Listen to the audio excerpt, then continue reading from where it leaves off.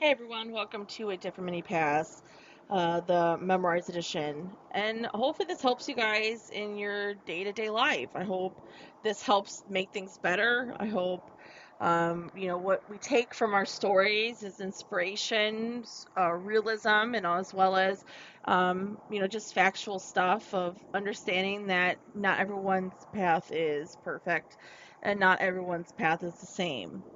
So today on this podcast, we're going to talk about some tough dialogue. It kind of came to my attention. I had a one of my old classical music friends deals with chronic anxiety and posted about how he did an audition and he didn't think he could do it. And he has so much experience. Like he is trained with the best.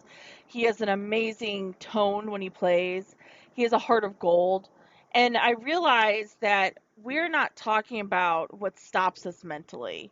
And also, we're not talking about, as well, when it comes to classical music, the barriers that the classical music world puts on younger generations and also themselves as an older generation. So it's gonna be a tough dialogue. Um, where do we start? So everyone knows I play French horn. I have played for over 13, I had to be 13 plus years. I started on trumpet.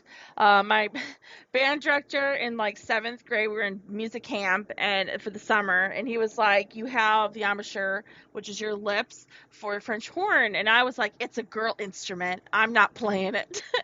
And I come home on a bus with a French horn, and I cried because I was like, "This is a girly instrument." And it was history from there. And I saw my French horn as an extension of myself. It was my music. It was me. I'm a character as it is without the horn, without being present on stage. I just am who I am. I have a big personality. I've always known this. I also have anxiety and ADHD, and I go through different moods like everybody else does. But I'm a very the glass half full instead of empty kind of personality. And you put that into your music. You eat, live, and breathe music. You become the music, and you become the horn. And when I was younger, I was going through like I knew when I was little I was going to be a veterinarian for the safari in Africa was my goal and work with animals. And then as I got older into middle school, I found my love for music. And there was a lot more to music, which we'll talk about another time frame. This one really is just about anxiety and the stops that we put on as classical music.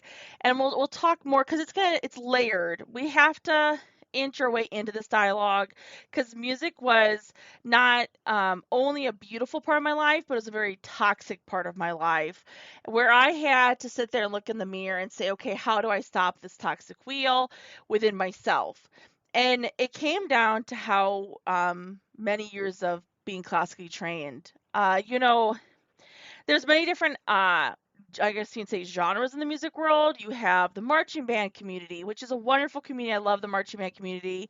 They're more free spirited, but they work really hard in the sun from morning till night. They have just a long work ethic, but it's not like the classical music world. The classical music world really is a fine tooth comb.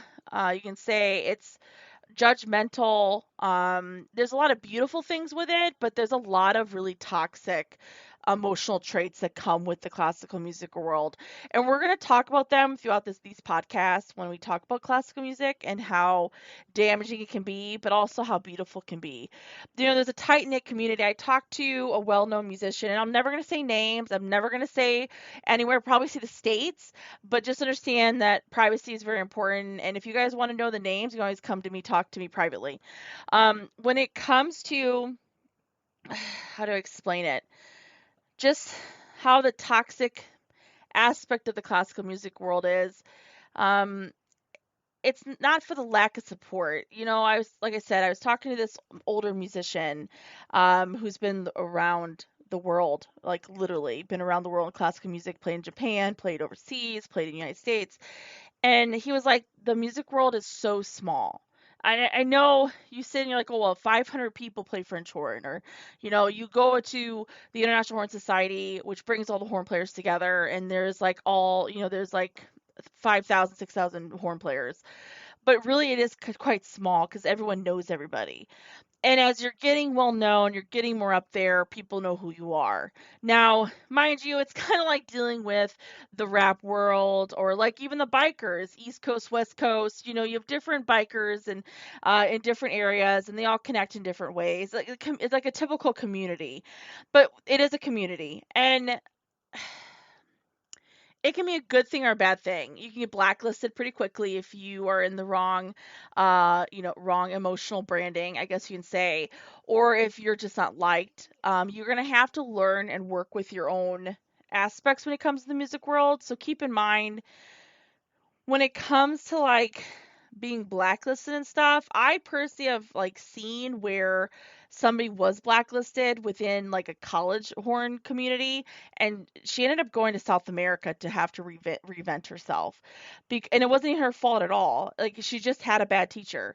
And so you have to sit there and think about these stories of small communities, support system, and you get very close, really close with your mentors. I see all my horn teachers, all my band directors, from marching band to classical music to symphony world to even quartet. They're your family. You eat, live, and breathe with these people.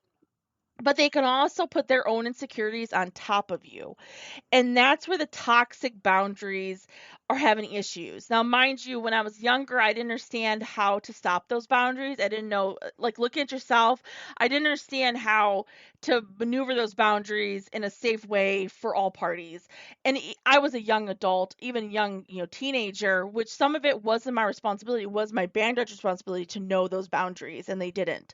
And so that is a hard dialogue to have. And so let's go back to what I was reading this week about the anxieties of when it comes to the music world. And the anxiety, I guess this is probably there's really no right way of starting this topic. I'm going to be honest with you.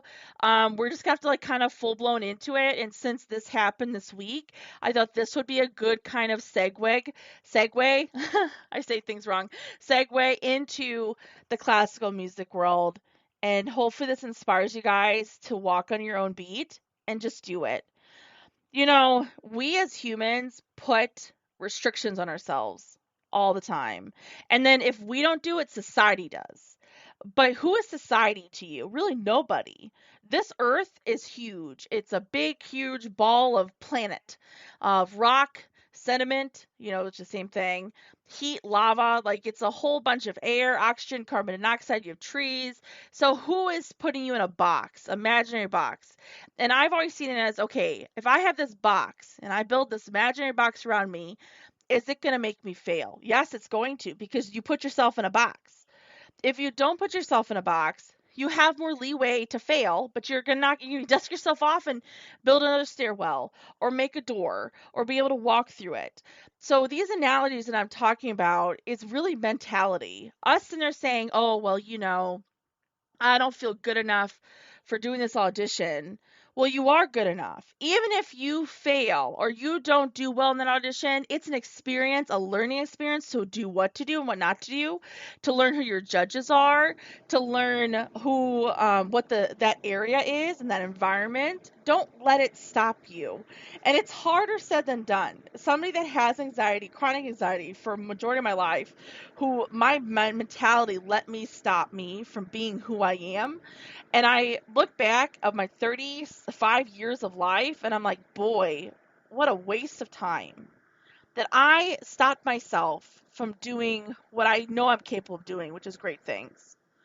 And yeah, I'm going to fall on my face. I'm going to make a fool of myself. But I put these boxes up of anxiety, of like lack of worth, self-esteem issues, and then I let other people's opinions put those boxes around me as well. And that's not fair to myself.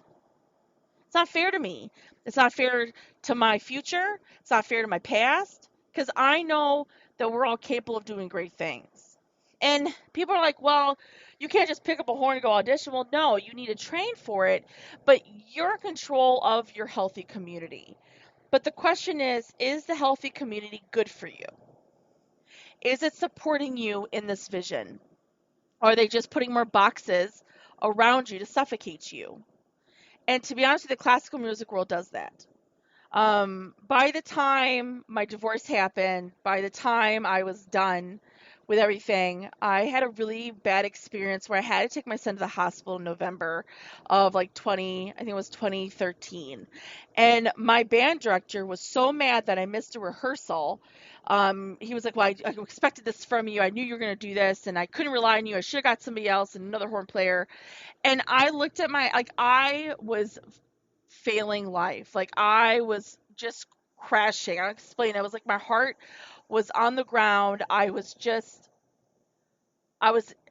falling in a deep abyss and trying to keep my family, me and my son at the time, and two cats and a dog above water. And there was no empathy there. And I get it. Like he showed empathy through a couple of the years of being under him, but at the same time, it was like based on his empathy. Like that was what it was based on, no one else's. It was like when he wanted to give it. And then when he gave his opinion, it was his opinion, no one else's. And to come to find out, and mind you, rest assured, he's no longer on this earth, and he was a brilliant man. He did an amazing job in the classical music world, like he really did. And what he has, like his footprint is huge, but how he handled certain things and aspects, I don't know. It was like sitting at a cool kids table and knowing that maybe I was not good enough. But to come to find out, there was some situations with other students as well, that I was not alone in this circumstance. Mind you, I shouldn't have left my rehearsal, but my son was in the hospital. So maybe I should have had a backup. Maybe I should have sat there and said, "Hey, here's a backup. I can't make it. I'm so sorry. I'm just going to have to stop playing because I am suffocating."